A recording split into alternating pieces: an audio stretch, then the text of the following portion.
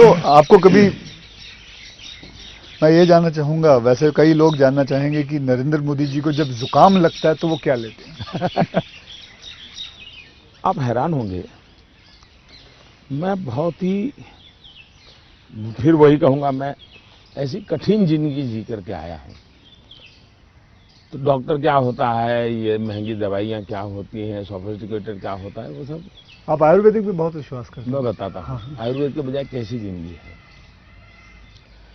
अब आप जब पहाड़ चढ़ते हैं तो पैर तो दर्द करते ही हैं, कितनी आंधी हो लेकिन ऊंचाइयों पर जाते हो तो अब जो अकेला इंसान है वो क्या करेगा। मालिश वालिश वाले को तो कुछ नहीं कर रहा, पैसे बोला वैसे किसी तो को होते नहीं है, क्या करेगा। फिजियोथेरेपी नहीं करा सकता, हाँ। मसाज नहीं करवा सकता। अब मैं क्या करता था जी, मेरे कंधे पे हमेशा एक ये जो असम का गमछा होता है ना, हाँ। ये गमछा मेरे पास रहता था ऐसा। तो मैं जैसे उसको ऐसे पैर पे बांध देता था पूरा, और बीच में एक छोटी लकड़ी तोड़ करके पैर से लगा देता था। फिर इसको मैं कर्व करता था। अच्छा। तो प्रेशर आता था। ऐसा पूरे बॉडी को मैं अपना मसाज खुद ऐसा तरीका रखता था मैं। तो ऐसी चीजें मैं इवॉल्व करता था अपने लिए। मैं बहुत साल पहले कैलाश यात्रा पर गया था पैदल। टोटल यात्रा करीब 1000 किलोमीटर का था। पैदल गया। कुछ और भी लोग थे, बड़े धनी लोग भी वहां कभी कभी यात्रा में आते थे। अब बहुत बड़े बड़े महंगे वो चमड़ी बचाने के लिए सब लेकर के आए हुए थे। मेरे पास तो कुछ था, मेरे पास कैस्टर ऑयल था, और वो भी रॉ, सीधा वो घानी से निकाला हुआ। तो उसकी स्मेल भी बहुत खराब होती है। तो मैं उसी को लगाता था। अब ये लोग 5वें 6ठे दिन मुंह नहीं धो सकते थे, क्योंकि उनकी चमड़ी जल करके छील करके लटक गई थी। तो वो बड़े परेशान रहते थे। तो मुझे कुछ नहीं होता था, बड़ा मैं तेज तर्रार रहता था। तो मुझे पूछने लगे कि आप क्या करते हो। मैंने कहा कुछ नहीं भाई, कैस्टर ऑयल लगाता हूँ मैं। तो रात को हम जब पहाड़ चढ़ करके रात्रि मुकाम होता था, मेरे पास आ जाते थे। हर को एक एक बूंद कैस्टर ऑयल मेरे से ले जाता था। जुकाम होता है तो मैं गर्म पानी पूरा समय पीता हूँ। गर्म पानी? गर्म पानी, उसमें कुछ शहद या कुछ नहीं, कुछ सिंपल गर्म पानी। दूसरा, हो सके तो फास्टिंग करता हूँ। अच्छा। फास्टिंग यानी एकदम से सिवाय पानी कुछ नहीं, 1-2 दिन, 24 घंटे 48 घंटे, ज्यादा नहीं करना पड़ता। तीसरा, इस सरसों का तेल होता है, उसको थोड़ा गर्म करके रात को 2-3 बूंद डाल देता हूँ। जलन बहुत होती है, लेकिन ये मेरा 1-2 दिन में क्लियर कर देता है। तो ऐसे ही जीने की आदत है। मैं कुछ चीज़ें करता हूँ, वो मैं पूछना चाहूँगा आपसे। मैंने चीज़ फॉलो की है, जिसको कहते हैं कि 7-12-5 × 40, यानी 7 बजे मैं ब्रेकफास्ट कर लेता हूँ, 12 बजे मैं अपना लंच खा लेता हूँ, और 5 बजे डिनर खा लेता हूँ। और × 40 यानी कि जब भी एक गस्सा खाता हूँ उसे 40 बार चबाना है। तो ये मैंने अपने शास्त्रों में पढ़ा है, कई लोगों से बात की है। तो आप इससे सहमत हैं? बिल्कुल सहमत हूँ, और ये बिल्कुल सही रास्ता आपने चुना हुआ है। हमारे देश में मूल आदत यही है। हाँ। ये वेस्टर्न जो वर्ल्ड आया, उसने फिर धीरे धीरे इसमें ये बदलाव किया कि लोग, वरना हमारा किसान आज भी गांव में सूर्यास्त के पहले, नहीं लेना सर? मैं नहीं लेता जी। नहीं। सूर्यास्त के पहले थैंक यू। खाना खा लेता है। और दिन में भी आपने देखा होगा, किसान सुबह एक प्रकार से, वो किसको आप नाश्ता कहते हैं, लेकिन एक्चुअली उसका वो लंच जैसा ही होता है। हाँ। वो काफी मात्रा में बड़े बड़े रोटी और सब्जी या चटनी कुछ लेकर के फिर चला जाए। दिन में थोड़ा सा लेकर के उसकी पत्नी सर पे कुछ रख करके जाती है। वो पूरा भोजन नहीं होता है। हाँ। थोड़ा होता है। ये आज भी हमारे देश में परंपरा है। ये आपका एक फैशन स्टेटमेंट बहुत बढ़िया है, मतलब दाढ़ी वाड़ी एकदम सही किया हुआ। और मतलब कभी कभी मैं देखता हूँ आप हाफ स्लीव कुर्ता पहनते हैं, ज़्यादा करके हाफ स्लीव कुर्ता पहनते हैं। तो ये जो फैशन, ये जो है, ये जो आपकी जो शेविंग और ये सब, क्या ये मतलब फैशन जो है ये आपने खुद ने किया है या आपने किसी को? आपने बहुत अच्छा सवाल पूछा। जैसे मैं बहुत स्ट्रीक हूँ, गुस्सा करता हूँ, ये जो एक छवि बनाई गई है, वैसे दूसरी छवि मेरे इन कपड़ों की दुनिया को लेकर के बनाई गई है। दरअसल क्या है, मैं छोटी बैग में मेरी जिंदगी थी और मैं ट्रैवलिंग करता रहता था। जी, आपने बताया झोले में। और तो मैं देखता था कि एक तो मैं कपड़े खुद धोता था। सीएम बना तब तक मैं कपड़े खुद धोया हूँ।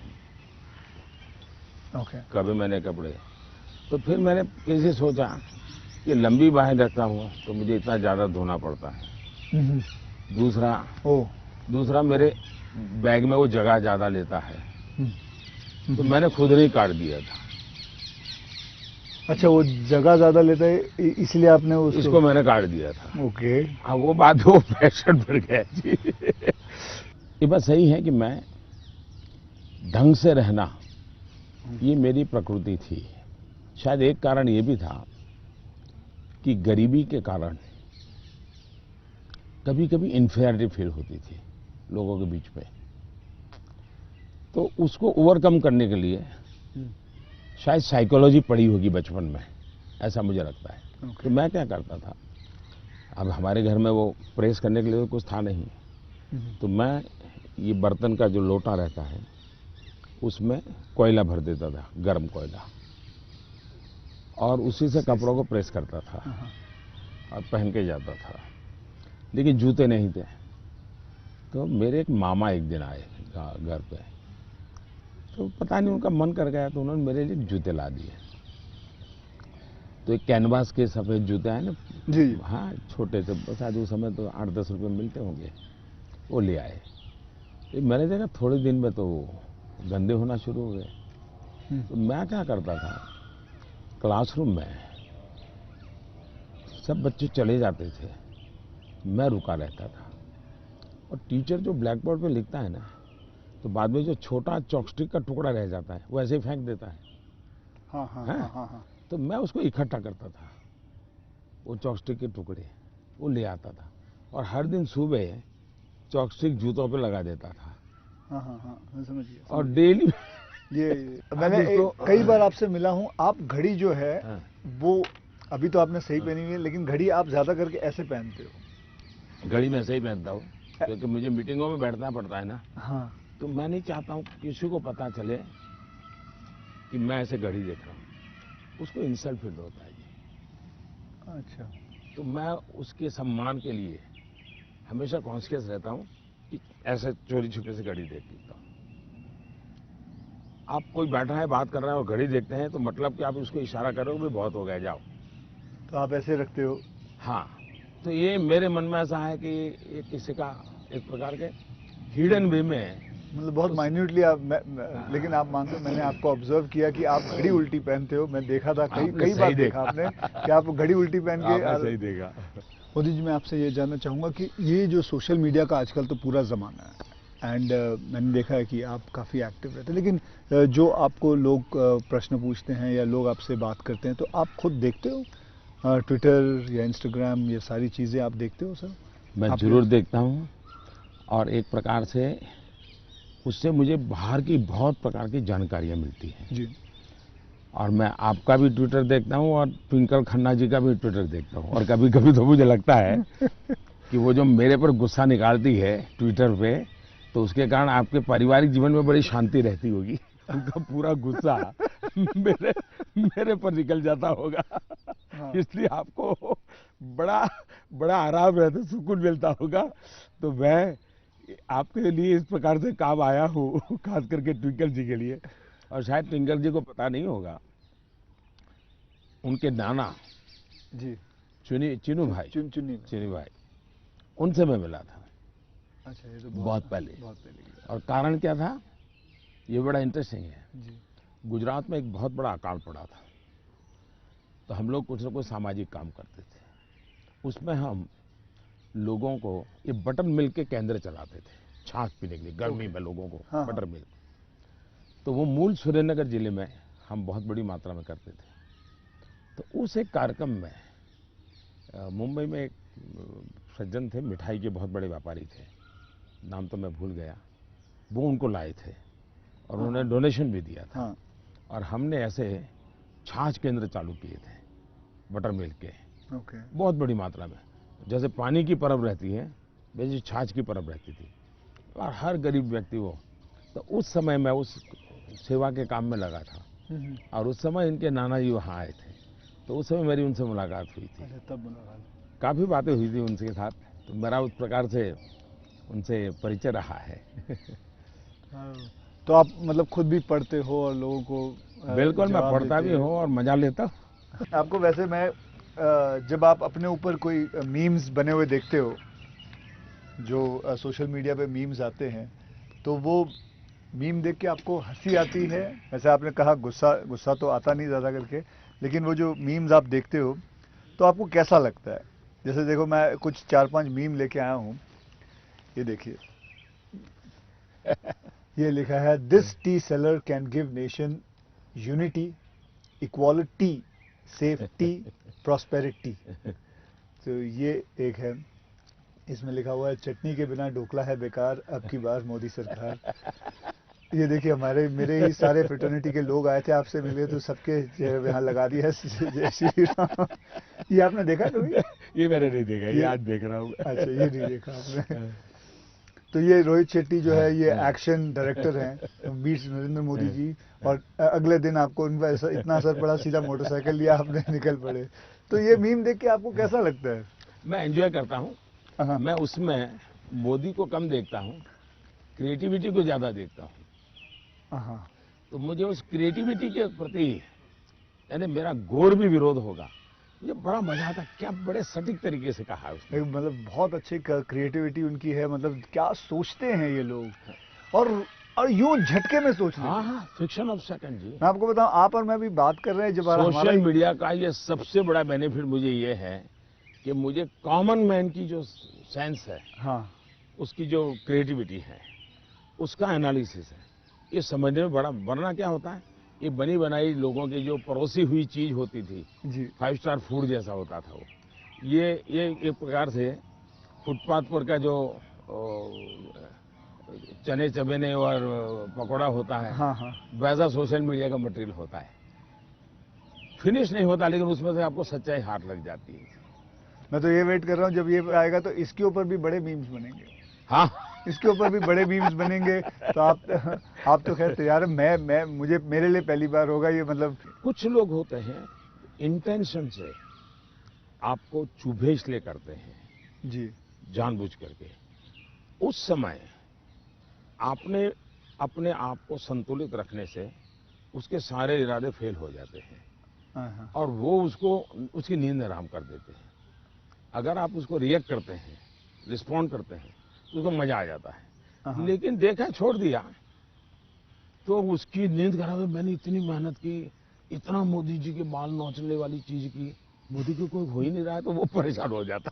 हाँ, फिर वो अपने आप बंद भी कर देता है थोड़ी देर बाद। ये भी बात सही है। बस सर, आपसे बात करके मुझे बहुत बहुत मज़ा आता है।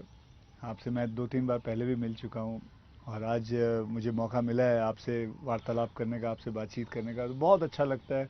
As a human being, not as a prime minister, as a human being, you are a lovely person. You are a person जिसने ज़िंदगी में सब कुछ देखा है, झेला है, पाया है, और खोया भी है, और सैक्रिफाइस आपकी ज़िंदगी के, मैं ये मेरा एनालिसिस है, जो मैं आपसे अभी बात करके मेरा एनालिसिस है कि आपकी ज़िंदगी के आपने बहुत सैक्रिफाइसेस भी किए हैं। So we are glad, I am glad that मुझे ये मौका मिला है आपसे बातचीत करने का। क्या आप मंथली आपकी जो सैलरी में से कुछ आप अपनी माता जी को भेजते हैं? ऐसा है कि हमारी माता जी खुद मुझे देती हैं आज भी। अच्छा, वो भेजती हैं। आज देती है, देती नहीं। जब भी मिले जाऊंगा तो ₹1.25 वो पक्का मेरे हाथ में देती ही देती है आज भी। अच्छा।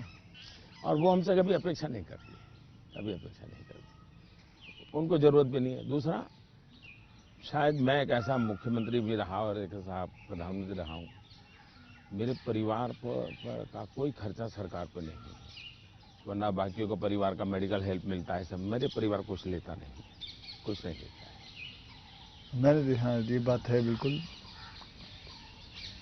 बिल्कुल। तो ये एक प्रकार से, लेकिन इसका मतलब ये नहीं कि कोई माँ के प्रति लगाव नहीं, ऐसा नहीं है, लेकिन जीवन ही ऐसा बन गया है कि मैंने अपने आप परिवार, पूरा देश को अपना परिवार बना लिया है, इसी में लगा रहता हूँ, यही काम करता रहता हूँ। मोदी जी, मैं ये जानना चाहूँगा कि आपको मतलब बचपन में ऐसा कौन सा खेल था जो आप खेलते थे? मैं बचपन में संघ की शाखाओं में जाता था। अच्छा।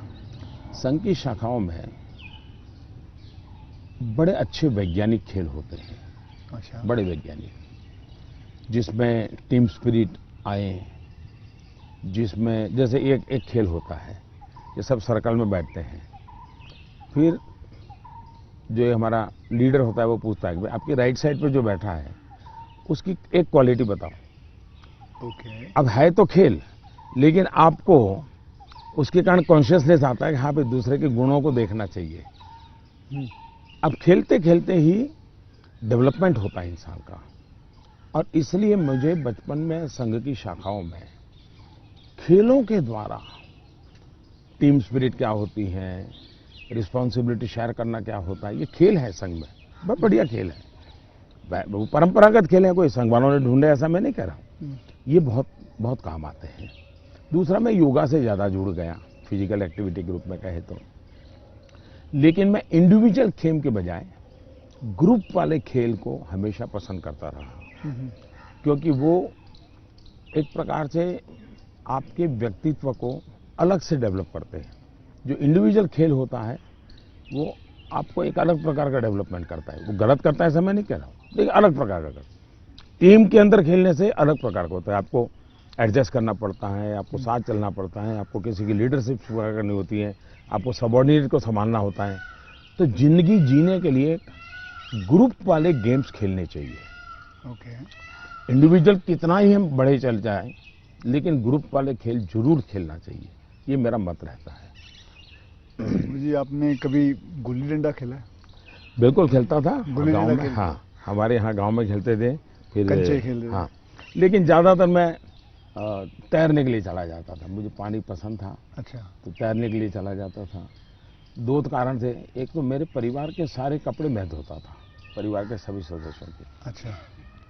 तो तालाब में ही पानी था, तो हम तालाब में चले जाते थे, तो उसके कारण स्वाभाविक मेरा स्विमिंग सीख गया, तो मैं बहुत घंटों तक स्विमिंग कर लेता था। हाँ। तो मेरे शरीर के जो अगर मूलभूत कहें कि डेवलपमेंट, बॉडी डेवलपमेंट जिसको कहें, वो शायद स्विमिंग से हुआ है। वो गांव वाला स्विमिंग जो जी समझ गया। अपने गांव में तालाबों में, नहर हो गई, तालाब हो गया वहाँ हाँ, की। उसी में।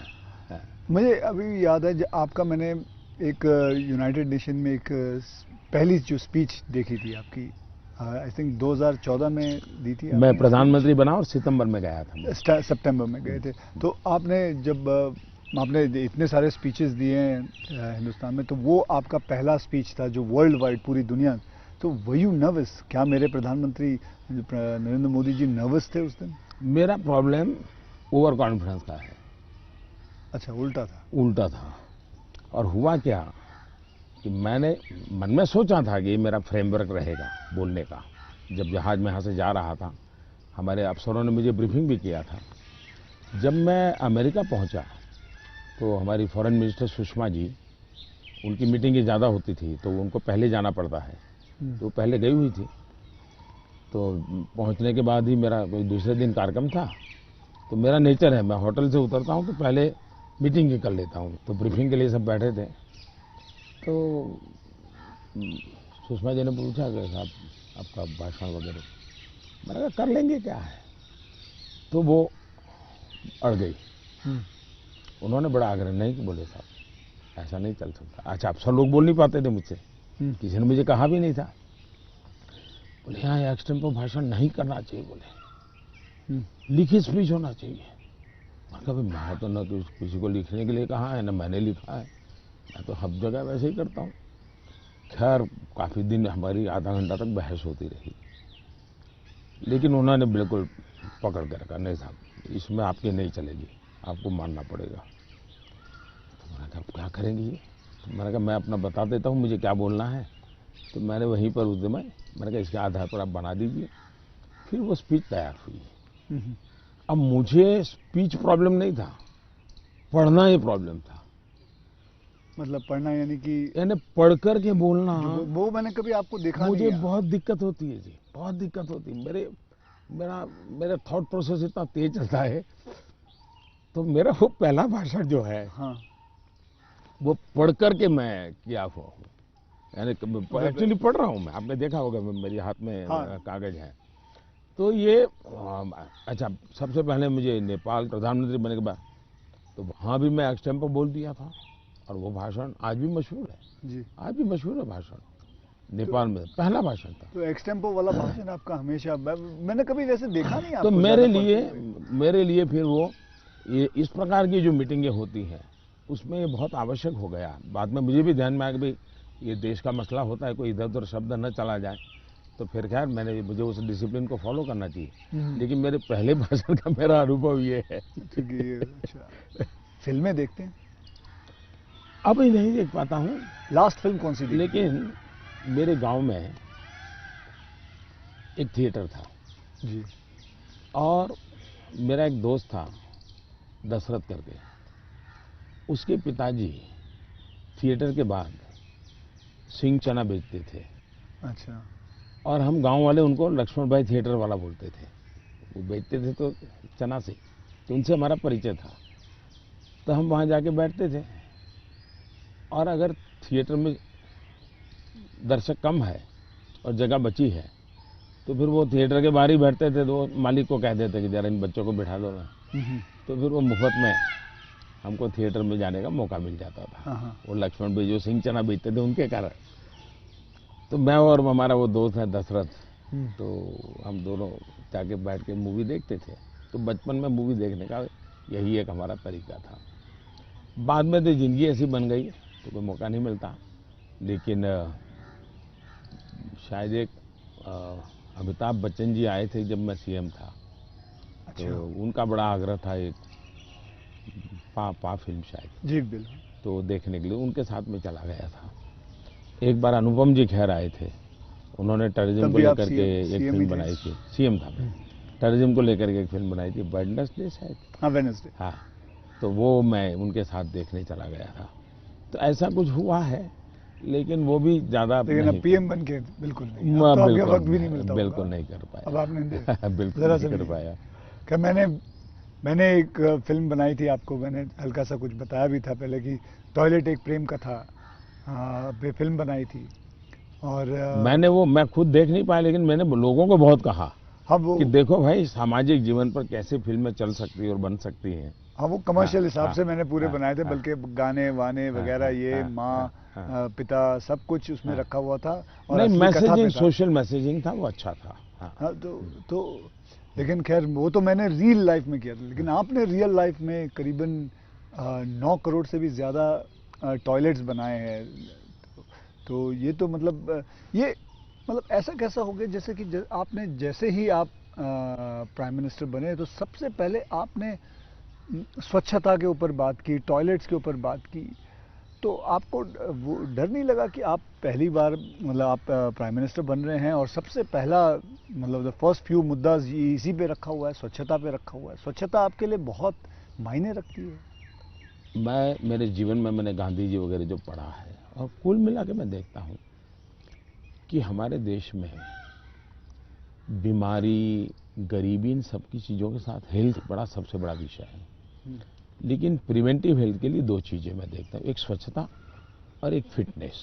आप अपने शरीर को फिट रखिए, बनाइए, तो बाकी आर्थिक रूप से बोझ बनता नहीं है जिंदगी, उस प्रकार से जिए। पर्सनल हाइजीन में तो हमारे यहाँ शास्त्रों के कारण, संस्कारों के कारण, घर में आओ तो पैर धो करके आओ, हाथ धो, मंदिर में जाते हो तो नहा करके जाओ, सब बहुत सिखाया जाता है। सोशल हाइजीन के प्रति हम उदासीन रहे हैं। और भारत जैसा देश दुनिया में, अगर इतना बड़ा दुनिया को देने के लिए टूरिज्म डेवलप नहीं हो रहा है, एक कारण है गंदगी। जी। वैसे भी किसी भी समाज के लिए शोभा नहीं देता है। तो मेरे मन में एक बड़ी चीड़ है, और मैंने सोचा इसको एक जन आंदोलन बना देना चाहिए। और देश को गर्व होना चाहिए, हम लोगों को गर्व होना चाहिए कि हमारे देशवासियों ने इस कार्यक्रम को अपना बना लिया। और ये 9 करोड़ टॉयलेट बन जाना 2014 के पहले 38% अब तो काफी रूरल आगे सैनिटेशन था, 98% हो जी गया। जी बिल्कुल। मतलब देश तैयार था और मुझे खुशी है कि देश ने किया है। मैं तो कौन होता हूँ करने वाला जी, देश ने चीज को उठा ली। आप एज अ प्राइम मिनिस्टर आप कभी चिल एकदम आराम करते हैं, मतलब कुछ आराम से बैठ के यूं बैठे हैं गार्डन में सोच रहे हैं, बस ऐसे ही कुछ नहीं, चिल आउट के लिए क्या मेरी करते मेरी एक आदत है, मुझे अब कर नहीं पाता हूँ लेकिन मेरा बड़ा स्वभाव रहा है। एक तो मुझे सुबह 5 बजे चाय पीने की आदत है। हैं? बिना शक्कर? चीनी में वो लेता मैंने नहीं देखा हूँ। भी हाँ, आपने चीनी शक्कर। लेता नहीं हूँ। अच्छा, नहीं लेते? मुझे कोई प्रॉब्लम नहीं है लेकिन आदत नहीं लेता हूँ। दूसरा, मुझे शाम को 6 बजे, दिन में किसी के साथ कटसी के लिए बैठ गया, थोड़ा ले लिया 2 घूंट तो अलग बात है, चाय की आदत नहीं है। लेकिन शाम को 6 बजे मुझे चाय की आदत है, ऐसा लगता है मेरी बॉडी रिक्वायर कर रही है। लेकिन वो मुझे तब मजा आता है, मैं छत के नीचे नहीं हूँ, सीधा आसमान से मेरा संपर्क होना चाहिए, खुले में बैठा हूँ, अकेला बैठा हूँ और वहाँ आराम से चाय पीता हूँ। ये मुझे बहुत पसंद आता है। और वो जगह कौन सी है यहाँ? यहाँ भी मैं कर लेता हूँ और मेरे ऑफिस के उसमें भी कर लेता हूँ। अच्छा। लेकिन जो साउथ ब्लॉक का ऑफिस है वहाँ संभव नहीं है, ओके। वहाँ तो एकदम से वो बंद कमरा है। लेकिन ये मेरी पसंद की जगह काम है। दूसरा, एक चीज़ मैंने बहुत की थी और जो, जैसा आपने कहा रिटायरमेंट के बाद क्या करोगे, तो उस काम को ज़्यादा करूँगा। पहले मैं रेगुलर करता था, मैं कभी दिवाली नहीं मनाता था जी। अच्छा, नहीं? मैं दिवाली में 4-5 दिन कहीं चला जाता था और 5 दिन के लिए मेरी जो रिक्वायरमेंट रहती थी, पानी वगैरह, वो साथ ले लेता था और वो भी मैं उठा के ले जाकर उतना ही। और मैं पहले रिसर्च करके रखता था, कहीं जंगलों में कोई जहाँ इंसान न हो लेकिन पीने के लिए शुद्ध पानी अवेलेबल हो, ऐसी जगह ढूंढता था और वहाँ जाके मैं रहता था। कभी पेड़ के नीचे, क्या कोई खंडहर कोई मिल गया तो उसमें पड़ा रहता था। और वो जगह कौन सी है यहाँ? यहाँ भी मैं कर लेता हूँ और मेरे ऑफिस के उसमें भी कर लेता हूँ। अच्छा। लेकिन जो साउथ ब्लॉक का ऑफिस है वहाँ संभव नहीं है, ओके। वहाँ तो एकदम से वो बंद कमरा है। लेकिन ये मेरी पसंद की जगह काम है। दूसरा, एक चीज़ मैंने बहुत की थी और जो, जैसा आपने कहा रिटायरमेंट के बाद क्या करोगे, तो उस काम को ज़्यादा करूँगा। पहले मैं रेगुलर करता था, मैं कभी दिवाली नहीं मनाता था जी। अच्छा, नहीं? मैं दिवाली में 4-5 दिन कहीं चला जाता था और 5 दिन के लिए मेरी जो रिक्वायरमेंट रहती थी, पानी वगैरह, वो साथ ले लेता था और वो भी मैं उठा के ले जाकर उतना ही। और मैं पहले रिसर्च करके रखता था, कहीं जंगलों में कोई जहाँ इंसान न हो लेकिन पीने के लिए शुद्ध पानी अवेलेबल हो, ऐसी जगह ढूंढता था और वहाँ जाके मैं रहता था। कभी पेड़ के नीचे, क्या कोई खंडहर कोई मिल गया तो उसमें पड़ा रहता था। अच्छा, उस समय मैंने तो टीवी वगैरह तो थे ही नहीं, रेडियो भी मैं साथ नहीं रखता था, ना अखबार, न कुछ नहीं, कागज पेन भी नहीं, किताब भी नहीं, कुछ नहीं। अच्छा। और 5 दिन मैं ऐसे ही अकेला रहता था, प्रकृति को देखना। एक प्रकार से मेरा वो कार्यक्रम का नाम था, मैं मुझसे मिलने जाता हूँ। ओके। मैं मुझसे मिलने जाता हूँ, ऐसा ही मेरा, वो मेरी जिंदगी में बहुत बड़ी ताकत देने वाली चीज है। तो अभी कई वर्षों तक अब नहीं कर पाता हूँ, अब तो क्या एसपीजी वगैरह ऐसा कवर हो गया है, जिंदगी अलग हो जाती है। लेकिन बहुत सालों तक मैंने नहीं किया है और मैं उससे बहुत ताकत पाता था। और जो विचार आए आने देता था, किसी विचार को टिकना है तो टिकना, कुछ लिखता भी नहीं था, ऐसे ही रहता था। तो यही मेरा एक तरीका रहता था।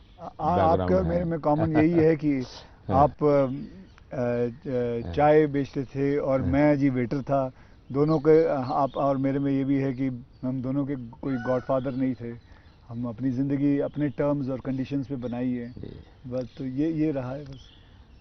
जब मैं चाय बेचता था बहुत कुछ सीखने को मिला मुझे, बहुत लोगों से मिलने का मौका मिलता था, हर एक के स्वभाव को समझता था। बिना कारण जो चाय पीने वाला है गुस्सा करता था, डांट देता था। तो इन चीज़ों को सीखने में बहुत काम आया। लेकिन एक चीज़ मैंने बहुत मज़ेदार है मेरी ज़िंदगी की, मैं जब लोगों से हिंदी में बात करता हूँ तो बहुत सरप्राइज करते हैं मुझे। हमारे सिकंदर बख्त साहब थे, बीजेपी के लीडर जी। वो मुझे हमेशा कह रहे हैं, यार मोदी तू इतनी बढ़िया हिंदी कैसे बोल लेता है, तू तो बोले गुज्जू है। ये तेरा मुरारजी, वो दोस्ताना है तो बहुत बड़ी आयु के थे, बोले तेरा मुरारजी इतने साल तक यहाँ रहा लेकिन उसको हिंदी बोलना नहीं आता है, ऐसा मुझे। तो उसका कारण ये था कि मैं चाय बेचता था तो मेरे गांव में ये जो ट्रेनें तो बहुत कम आती थी, लेकिन ये जो मालगाड़ी होती है जो माल ढोती है वो ज़्यादा आती थी।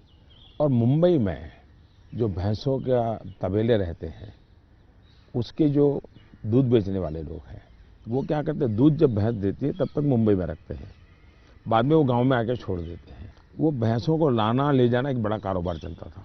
तो वो आते थे और वो बेचारे घास वास उसी में भरते थे, उसी में रहते थे और भैंसों को ले जाते थे। एक व्यक्ति आएगा तो 3-4 दिन रहना पड़ता था।